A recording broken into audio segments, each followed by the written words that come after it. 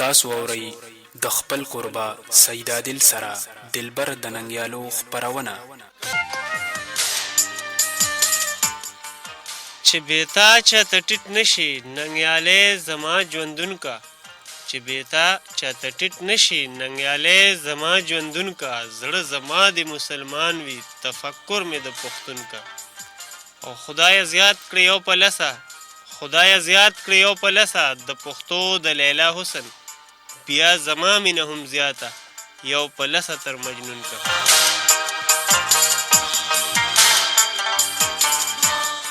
قدرمن اوریدونکو، د بابای غزل ښاغلي حمزه خان شینواري بابا په د دوو شعرونو باندې ستاسو کوربه او د دلبر سید عادل تاسو ته وایي په خیرالي.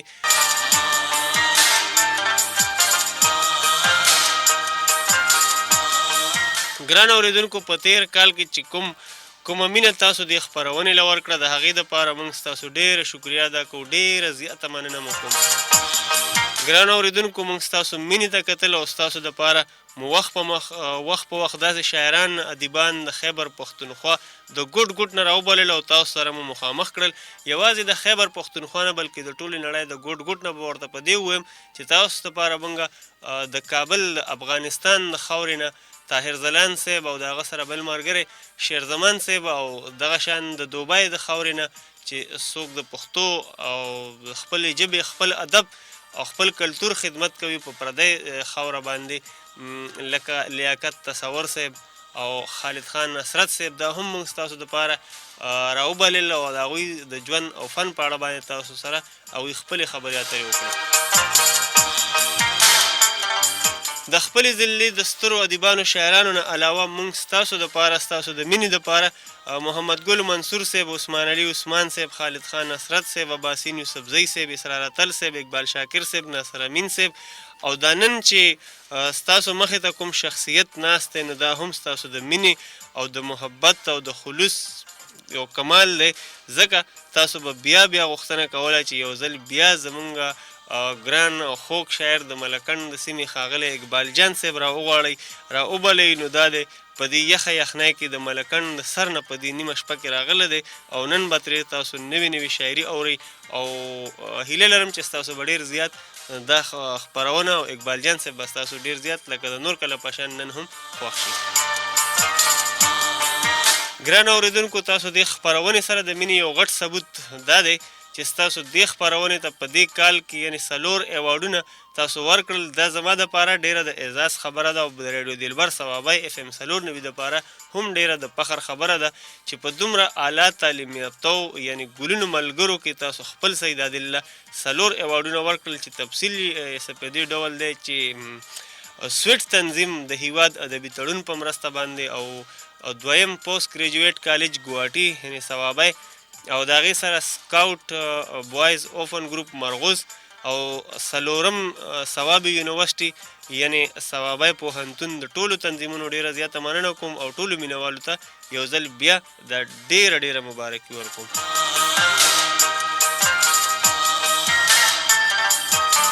قدرمن اوریدونکو، دغه شان که زړې کیسې یادوو نو مخکې تګ به راته ګران شي، بلکې ګران څه چې ډېر ناممکن به شي. ګرانو اوریدونکو، څنګه چې ما تاسو ته مخکې عرض وکړو چې موږ ستاسو دپاره یو ځل بیا ریډیو دلبر ثوابی FM 94 د کورکي ته ستاسو په غوښتنه ستاسو په بیا غوښتنو باندې موږ ښاغلی اقبال جان صاحب راغوښتی دی چې د هغوی سنجیده او مزاحیه شاعري یو ډېر لوی شخصیت دی، یو ډېر لوی نوم دی د پښتو د پخوانو فلمونو د سندرو یو ډېر ښه شاعر ښاغلی اقبال جان صاحب موږ ستاسو دپاره رابللی دی. هیله لرم چې ستاسو به دا خپرونه هم لکه د نور کله په شان نن هم ډېره خوښه شي. قدرمن اوریدونکو، راځئ چې ټول په جمع باندې د ښاغلي اقبال جان صاحب شکریه ادا کړو، د هغوی مننه وکړو چې زموږ دپاره او ستاسو دپاره دومره په یخه یخنۍ کې د ملکنډ د غرونو نه د بټخیلې د ګلورینې خاورې نه ستاسو دپاره تشریف راوړی دی او خپل بچي او خپل مور پلار خپل وطن یې پرېښی دی، خپله خاوره یې پرېښې ده او زموږ دې خاورې ته راغلی دی. راځئ چې ټول ورته په جمع باندې هرکلی ووایو، ډېره مننه وکړو. ښاغلي اقبال جان صاحب، نن زما سره ستاسو دپاره هغه الفاظ نشته کوم چې زما د ستاسو دپاره ویل پکار دي د مننې د توګې او د هرکلي دپاره، خو بیا هم هغه روایتي خبره چې ستاسو ډېره زیاته مننه او هرکلی درته وایو. اقبال جان صاحب ډیر قدرمن اوریدونکي به داسې وي چې ستاسو د تعلیم او ستاسو د پیشې نه به نه وي خبر، نو خپلو ګرانو قدرمن اوریدونکو ته په دغه اړه باندې به څه ویل غواړئ جي؟ بسم الله الرحمن الرحیم. السلام علیکم. وعلیکم السلام. لاول خو زه تاسو ته د دلبر د ننګیالو په دې کامیاب پروګرام او په دې سالګرې باندې اسد عادل صاحب مبارکي درکوم. ډیره زیاته مننه. او د ټولو نه د سټیشن منیجر یوسف خان سرخیلی صاحب، پروډیوسر مبارک شاه صاحب او د ټیکنیکل انچارج خالق زمان بری صاحب او د ثوابي د هغه مینوالو چې زما د راتلوی بار غوښتنه کړې ده، د غوز نمونه یادوم. نو ډیر ټیم به تیر شي، خو الله دې خوشاله آباد او تل ترا خلري. ډیره مننه، ډیره مهرباني، ډیره شکریا. اسد عادل صاحب زمانو محمد اقبال دی، ادبي نوم اقبال جان دی، د بډخیلی اوسیدونکو ما دریم جماعت تعلیم می کړی دی او الته کې زو څومره جی؟ دریم جماعت څلورم ته چې شوم چې بس بیا پاتې شو او دا غي نورستو بیا زه د بډخیلی پریس کلب سره کیمرامین یم جی. نو دغه تاسو چې په دریم جماعت کې مې پاس کړو، په څلورم جماعت کې رانه پاتې شو، نو هغه داسې څه وجوهات رالل چې تاسو نه هغه پاتې شو؟ زما پلار جی په بنګال کې و، پاک آرمي کې و او هغه حالات داسې جوړ شو چې د کور مشر وم. هغه چې کله ګرفتار شو په 71 کې، نو بیا سره نه وه، نو مجبوري وه چې بس بیا مونږ سبق پرېښود د کور. هغه همدغسې زموږ د پښتنو په سیمه باندې بلکې په ټوله نړۍ کې دغه مسله موږ ته ډېره زیاته راپېښه ده. الله تعالی دې وکړي چې زموږ د را روان نسل دا مسله حل شي. شاعري د څومره وخت نه کوئ اقبال جان صاحب؟ یاره جي عادل صاحب زه خو شاعري چې د بچپن نه کومه، چې ښه به بده باندې پوه شوی یم، نو ما به دا قصې دغه زمانې سره قصې وي. ما خو تاسو ته ویلي چې په هغه دور کې وحید ګل شباب یو زبردست فنکارو د قصو هغه ډېر زبردست وینا به کوله. نو ما تقریبا په هغه وخت کې 80 قصې لیکلي دي چې دغه په اواز او بالکل دغه په اواز باندې په کیسټو کې راغلي دي. دې کې 4 بیت او دغه نه علاوه دا قصې ما 80 تقریبا لیکلي دي. ستاسو جی په پښتنو فلمونو کې هم یو لوی کردار دی، یو لوی نوم دی ستاسو په پښتنو فلمونو کې، په د پښتو په فلمونو کې. تقریبا څومره فلمونو کې به تاسو کار کړی وي؟ ما خو جی لږ لږ کار کړی دی او وخت کې شاعري وه. زه ته دا ویم چې بخبیدار نوم یو اکټر و، د کور نه هیرو تلی او زه د کور نه شاعر تلی یم فلمي دنیا ته. نور هلته کې راغلي دي او لول هلته را رسېدلي دي، نو هلته کې بیا دا څیزونه اختیار کړي دي. زه د کور نه راغلی وم شاعر. امیر غلام صادق لدی الله تواڼه جنتونه ورکړي، دغه سره ما شریک ډېر فلمونه کړي دي او ما ته به وی اقباله زمان نه به وروسته تو په دې ځای کې ستا حکومت. اقبال جان صاحب یو کیسه مې ستاسو نه اورېدلې وه، هغه چې په فلم کې تاسو ته هتکړۍ اچولې وې، هغه کیسه خپلو مینهوالو ته هم هغه جی مونږ لوکل یو فلم جوړو، ویډیو فلم و. نو خو د وی سی آر دور و، په هغه وخت کې د سیډیګان میډیګان نو چک دره ورته وایي. دغه ځای ته زمونږ شوټینګ و، نو زمونږ هتکړۍ په کار وې. زمونږ د بډخیلي لیوي میجر صاحب زمونږ انچارج چې کوم دی د لیوي پورس چې کوم دی میجر، هغه ته ما ووي په هغه وخت کې هغه مورر و، ما ورته جیر زما هتکړۍ په کار دي. نو هغه سره د الله خو کې مونږ ته یو سړي انکار نه دی کړی، خو ما له هتکړۍ راکړې، خو هغه هتکړۍ ما په هغه وخت باندې ونه کتې. اجازه شوټینګ له لاړم په سیټ باندې چې ما هغه هتکړۍ د دواړو لاسو ته ولګولې، ما مزه راکړه چې د دواړو لاسو ته مې هتکړۍ لګېدلي. هغه شاټ خو مونږ واخیستو، خو چې بیا ما کولولو نو هغې ژرنده وې مجبوري وه، دواړه لاسه مې نښتې دي او هتکړۍ نه کولاوي. د هغې نه ما څادر چاپېره کړو او را روان شوم. د الله کار ته ګوره چې د چکدرې د قلا نه قیدیان تښتېدلي دي او ناکهبندي ده،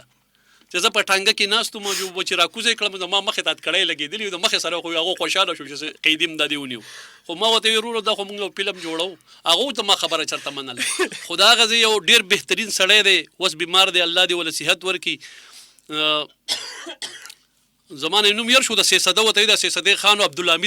عبدالحمید خان دغه نوم. قدرت ته وګوره هغه راوستو، هغه ورته زما صفایي وکړه چې هلکه دې سړي ذمهوار یم، دا خو دو فلم جوړوو او دا پرېږده و چې ځي. نو هلی یې زه پرېښودم، خو په بل لاسونو بډخیلي ته رالم او هغه شی مې وریبو، ځان مې دی آزاد.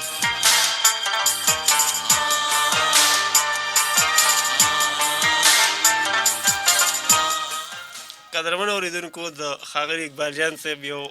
مزاحیه خبره چې د دوی د ژوند کې حقیقت تېره شوې هغه تاسو کیسه واورېده. د دوی سره به د دوی په شاعرۍ باندې هم خبرې اترې کوو. اقبال جان صاحب تاسو په هره موضوع باندې شاعري کړې ده او کوئ، مطلب یعنې څوک مو معاف کړي نه دي، هر سړی هم سکونډلی دی او یعنې هره محکمه هم سکونډلې ده. نو په دې دومره وخت کې تاسو داسې د خپل قلم له اړخه یعنې د خپلې شاعرۍ له اړخه تاسو څه مسله راغلې ده؟ یاره جي مسلې خو ډېرې راغلي دي که نه، خو قدرت بس په شاعرانو باندې الله مهربانه دی. او زما یو شعر دی چې اقبال په خوله لاس کې د وزیبه د ډیرو شي، دلته کې خور څوک شاعرانو ته ناران دي. نو بس خدای هغه مثلا پاغه خلکو د پکړی ده کنه، او د خط په ذریعہ باندې ډیر خلک د دړکې او دمکیانی کوي کنه. خو بهر حال مونږ د چانه د غسترګ نه د سوزولي مونږ چې مرګ او ژوند د الله په لاس کې دي چې کلی بس را رسی به. جی اقبال جان صاحب که موسیقۍ اړخ ته یو ګام والو نو څنګه به وي چې قدرمن اورېدونکو ستاسو د کلام نه لږ خوندونه واخلي نو څنګه به وي؟ دل صاحب ډېره مزه واچوي. قدرمن اورېدونکو د اقبال جان صاحب سره به دوی په شاعرۍ او په سنجیده شاعرۍ او په مزاحیه شاعرۍ باندې به خبرې اترې کوو. خو راځئ چې واورو د کرن خان په آواز باندې د دوی یو ښکلی کلام. هغې نه پس به بیا ستاسو په درانه خدمت کې راځو. آواز د کرن خان دی او شاعري د ښاغلي اقبال جان صاحب ده. نو راځئ قدرمن اورېدونکو چې په جمع ترېنه خوندونه واخلو. چېرته مه خپل دلبر ریډیو سره اوسئ، خپل کوربه سید عادل سره اوسئ. ټولې دنیا ته مې د یو سړي صفت کړی دی، ټولې دنیا ته مې د یو سړي صفت کړی دی، ما په یو څو ورځو کې څومره محبت کړی دی.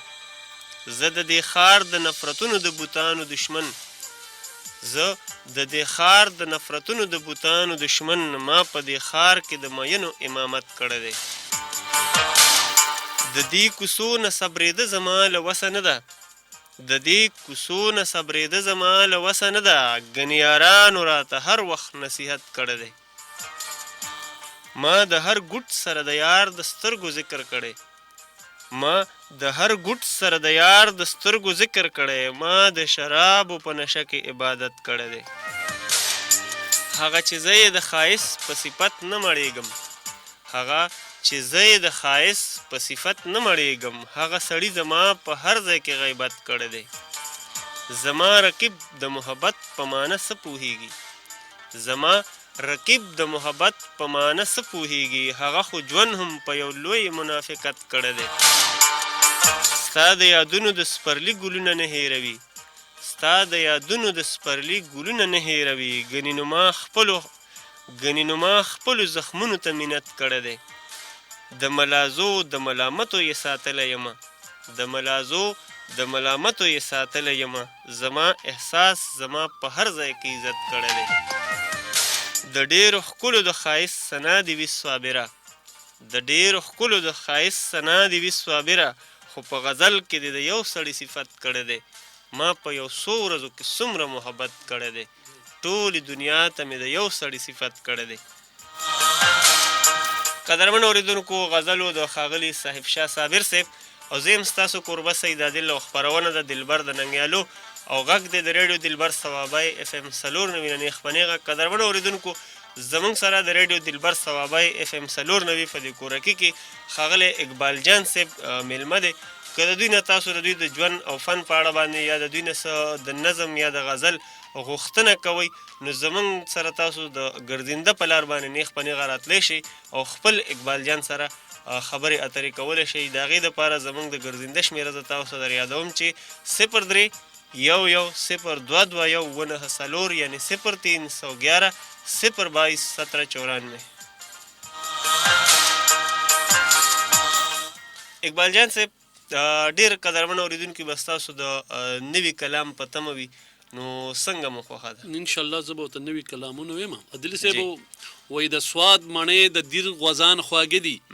د سواد مڼې د دیر غوزان خواږه دي، داسې ما بڼ کې انځران خواږه دي، او د ښارونو در لسیلونه راځي، ای ملکنډه ستا خونان خواږه دي، او که څوک رښتیا را باندې وایي ملګرو، ما ته د هر څه نه یاران خواږه دي، او رانه د ګوړې خوند رښتیا هېر کړې، رانه د ګوړې خوند رښتیا هېر کړې، داسې د یار سره لبان خواږه دي، او ای اقبال جانه په پښتو مین دي، ما ته د ځانه شاعران خواږه دي. او یو څو شعرونه نور چې دا کم سړی واکدار شولو جناب په دې اجره کې، دا کم سړی واکدار شولو جناب په دې اجره کې، او چې بندې کړو منګې او هم رباب په دې اجره کې، او چاپېره په کټونو به درانه مشران ناستو، خبرې به کېدې په هر یو باب په دې اجره کې، منمه چې چلم نسوار به م پکې کېدلو، خو مونږ یې زده کړی دی اداب په دې اجره کې، او بابا کمی منګي او په ستار باندې مینو، بابا کمی منګي او په ستار باندې مینو، نو بل خوا یې جوړ کړی دی میراب په دې اجره کې، او ثقافت د پښتنو چې تس نس کړو اقبال جانا، دا پړې یې کم خانه خراب په دې. ډېر ښه، ډېر ښه. اقبال جان صاحب نن سبا د کرکټ لوبه چې کومه ده هغه ډېره په تیزۍ سره روانه ده نو کرکټ والا مو څنګه نمانځلي دي نو کرکټ والا خو هغه خو عجیبه غونډه کې خلک ته هغه چې بیلینو مې ریکارډ جوړیږي او چې ګټینو مې ریکارډ جوړیږي هغه ته خو بګی څوک چاته نه وي نو ما یو نظم لیکلی چې لالا د کوره نو زیم دادا نیولې کټ ته نن بیا میچ د کرکټ ته لالا د کوره نو زیم دادا نیولې کټ ته او نن بیا میچ د کرکټ ته لالا نا جوړ ځان کی بند پچل دکان کی رسخت ټول ماشومان کی جگ ټي وي ته ناستې تبوي چې سم نرغوټ ته او نن بیا میچ د کرکټ ته بابا غریب ټوخیږي کرکټ نه صبرېږي مانځل نه پاسیږي نو د ځان سره بلستنه کې ریډونی ولې پټ ته او نن بیا میچ د کرکټ ته چې اوټ اپریدي شي نو د ګونجي تندي شي او خبرو ته ګړندي شي د ځان سره بنګيږي سم مثال د ګونګټ ته او نن بیا میچ د کرکټ ته واړه دي بوډاګان دي واړه ک بوډاګان دي اقبال ک ځوانان دي د دې لوبي شوقیان دي ټي وي ته کتو باندې د هر سړي کوک سټ ته او نن بیا میچ د کرکټ ته ډېر بلکې د کرکټ والا په ځای باندې تاسو هغه سامعین دغه کړي دي راخکلي دي نو بس دا په کور کې دا کوئی منه مونږ خبرونه نشو لګولې بابا ځانو چتیږي را لګيږي دا یو ورګورم جی اقبال جان صاحب ستاسو کتابونو په اړه باندې تاسو خپل اوریدونکو ته بس ویل غواړئ څومره کتابونه ستاسو چاپ شوي دي څومره نه چاپ دي زما چې 3 کتابونه چاپ دي چې دا یو نه چینار نوم دی مزاحیه دی دغه نه مخکې مې په ډنګ پیلي کړي دغه نه مخکې مې پرکې کړي دی او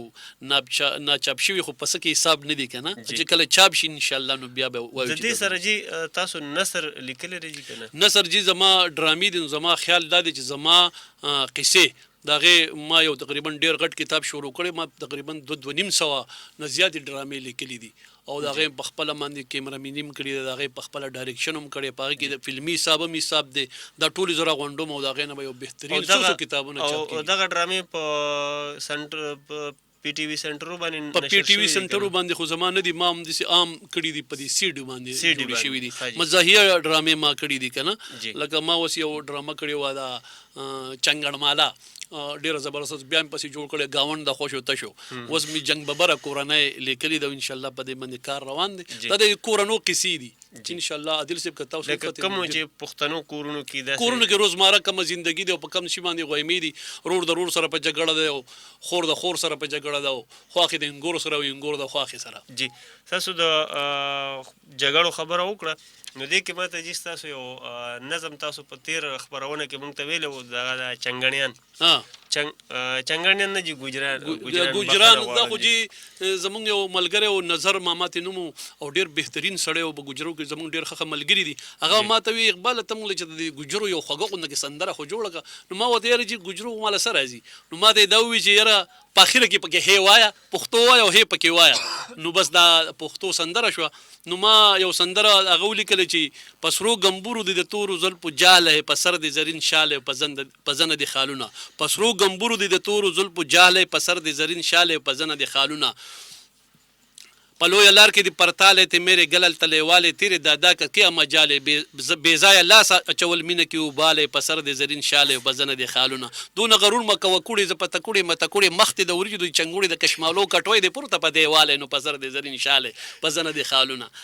نو دغه ما یو څو شیرونه وینم ماته دا خو د ټول نه خدای خو ډیره خولي ګجرو دل درځي نو اورو کشر زوته आवाज کوي غلام جان ابو کې کهنه کې چاول خانک میډالو مهمان تیار ہے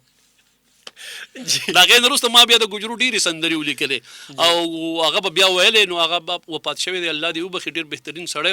او د هغو په ژبه کې دا شی ډیر مزه کوي جی او د دې سره جی لکه تاسو وابړې والا هم نه دي پریخي داسې نورې محکمې هم تاسو نه دي پریخي نو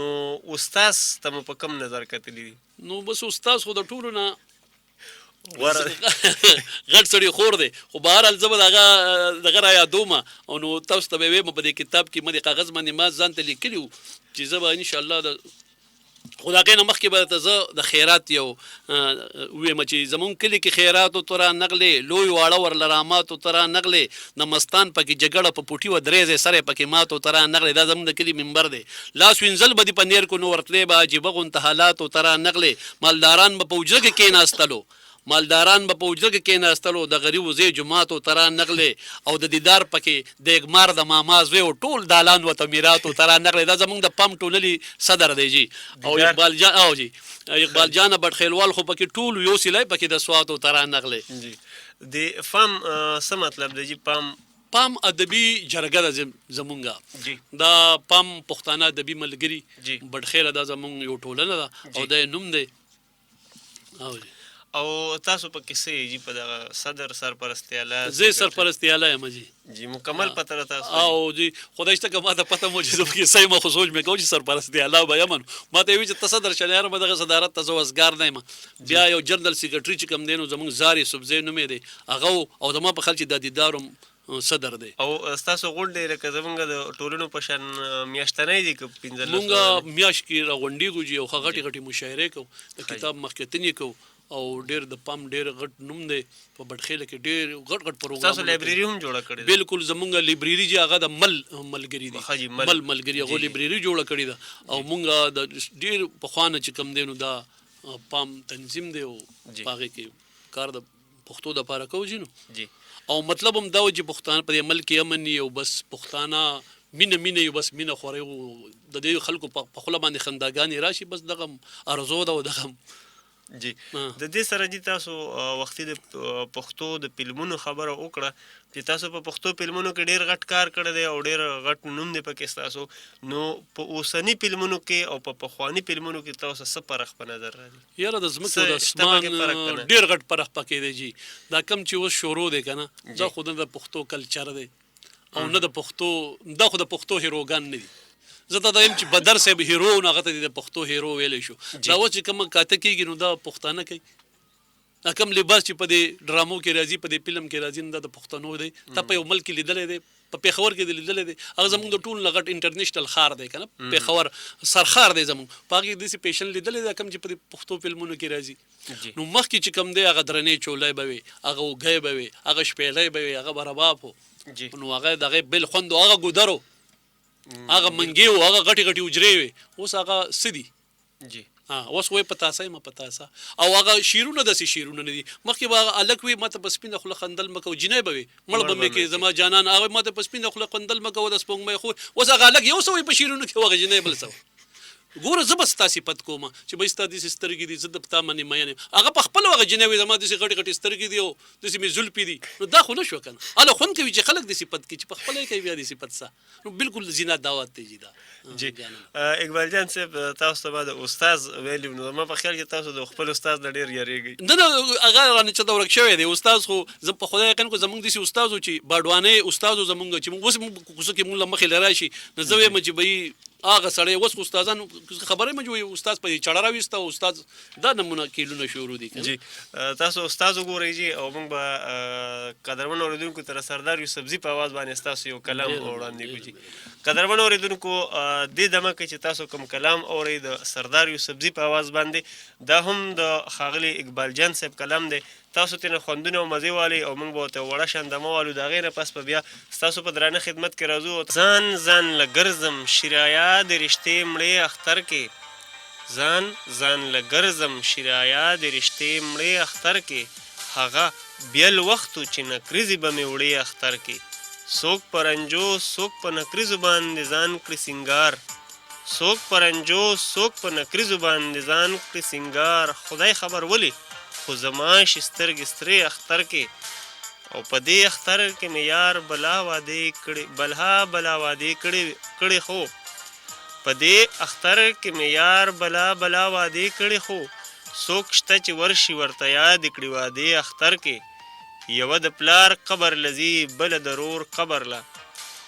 یوه د پلار قبر لذي بله د رور قبر له پښتنې خویندې شوې والله زرې زرې اختر کې او خانوي اخترو ستا او ستا بچو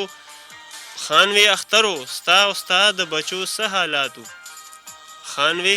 اخترو ستا او ستا د بچو څه حالاتو ما وی مننه خان د ټولو جامې وی اختر کې او اوس بې نکریزو لاس او خپې به مې ټول چم وویني اوس بې نکریزو لاس او خپې به مې ټول چم وویني زما د کور دیواله ولې نړېدې اختر کې او زغریو نیولې ټول یاران راغلل هم دغه وایي زغریو نیولې ټول یاران راغلل هم دغه وایي عثمانه وایه که نه کوم پله به ځې اختر کې هغه بیل وختو چې نکریزې به مې وړې اختر کې ځان ځان له ګرځم شیرایا د رشتې مړې اختر کې. قدرمن اوریدونکو، غزلو د ښاغلي عثمان علي عثمان صاحب او زه یم ستاسو کوربه سید عادل او خپرونه ده دلبر د ننګیالو او غږ دی د ریډیو دلبر ثوابای اف ام 94.9 خپرېږه. اقبال جان صاحب لږ ساعت مخکې په د دمه کې څو مینوالو یاد کړي وو، نو که ستاسو خوښه وي هغه نومونه به پکې لږ شامل کړو جي. جی د بټخیل نه لیوی پوسټ نه ظاهر شاه ظاهر خان مرزا سي د پرمان مرزا سیب دی او فرید الله خان دی او د دې ثوابي یو ملګری دی بار بار میسجونه کوي، هغه وایي څو شعرونه راته ووایه، نو هغه چې یاره چې ستا څومره د تره زامن دي، یاره چې ستا څومره د تره زامن دي، نو ډېرې ښه پکړه د خره زامن دي، او دا خو یو ته پکې الله پاک په قلم جوړ کړی، دا نور خو ټول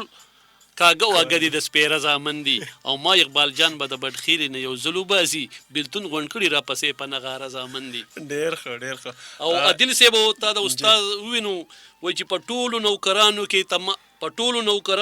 تمام او خوړه او د سکول د استادانو خو انعام او خوړه، شپږ میاشتې چوټي وي او شپږ میاشتې ډیوټي وي، په دې کې وایي مونږ بې ارامه او خوړه، او په خپل بچو سبق په پراویټ سکول کې وایي دلته بس زده کوي مونږ بې پامه او خوړه، او په وخت د امتحان کې د ګبین بوتلې غواړي، په وخت د امتحان کې د ګبین بوتلې غواړي، دغه ظالمانو څنګه اسانه او خوړه. او یو پکې لیدلو مې د عمر نه بوډاو، یو پکې لیدلی و د عمر نه بوډاو، د چرګ د پتونانو سره جامه او خوړه. او پس یو څو پکې خی اقبال جان زما نم خو په سلو کې اتیاو خی حرام او خوړه، او د سکول د استادانو خو انعام او خوړه. اقبال جان صاحب د ملګرو د نومونه به پکې شامل کړو که ستاسو اجازه وایي جی خپکار د بټخیل نه جی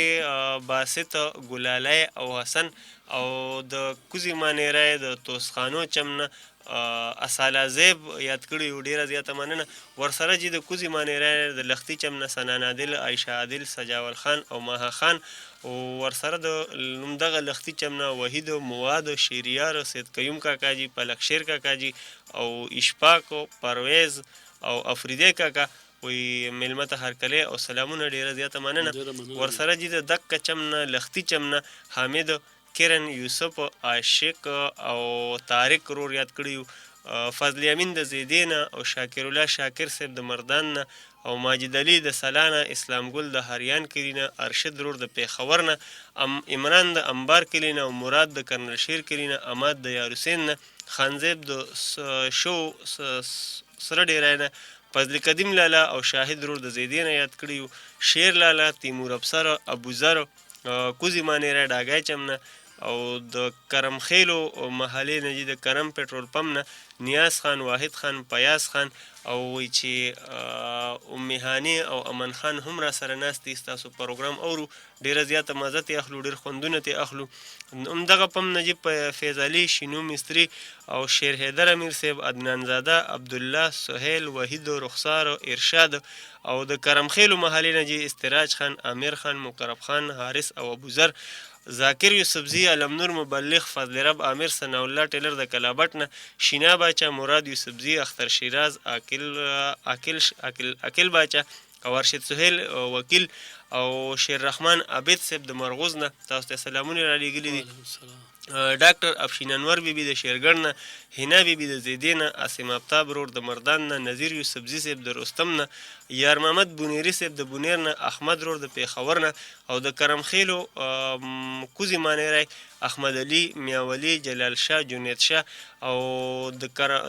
لینک روډ کوزي مانیری نه انجینیر رحم زیب، عمران زیب، شاه زیب، احمد زیب، مظهر ماما او ندیم تاسو ته سلامونه را لېږلي دي. او د کوزي مانیری نه جي یاسف، موسیاب علي کاکاجي او فضل مشین والا تاسو ته ډېر ډېر سلامونه را لېږلي. د توربېلې غازي بیس آرمي نه زمونږ ګران او خوږ ملګري ناظم الدین ایس ډي او صاحب تاسو ته سلامونه را لېږلي دي. اسد بادر، جسیم بادر، عرفان بادر او صاحب مانیروال او جان بادر لاله تاسو ته د پیرتاب باندې نه د کوزي مانیری پیرتاب باندې نه ډېر ډېر سلامونه را لېږلي دي. نعیم جان او آکاش مانیروال د کوزي مانیری نه، پرویز اقبال، ارمان اقبال، ریحان اقبال او ګلول، عمران سعید، عباس عبدالله او مولا مشین والا هم تاسو ته سلامونه را لېږلي دي. افتخار علي او شماس خان خادم صاحب د یار حسین نه وایي چې ګران او خوږ میلمه ته موږ هرکلی وایو. ډېره زیاته مننه کوو. یو جهان مننه، ډېره مهرباني. چې دا هغه مینوالو دي چې چا په دمه کې موږ یاد کړي او تاسو سلامونه ډالۍ کړي او هرکلی درته ویلی دی په دې نیمه شپه باندې. اقبال جان صاحب، ستاسو سنجیده شاعري هم ډېره د نمونې شاعري ده او ډېره ښه شاعري ده ستاسو، لکه څنګه چې موږ د کرن خان په آواز باندې یا د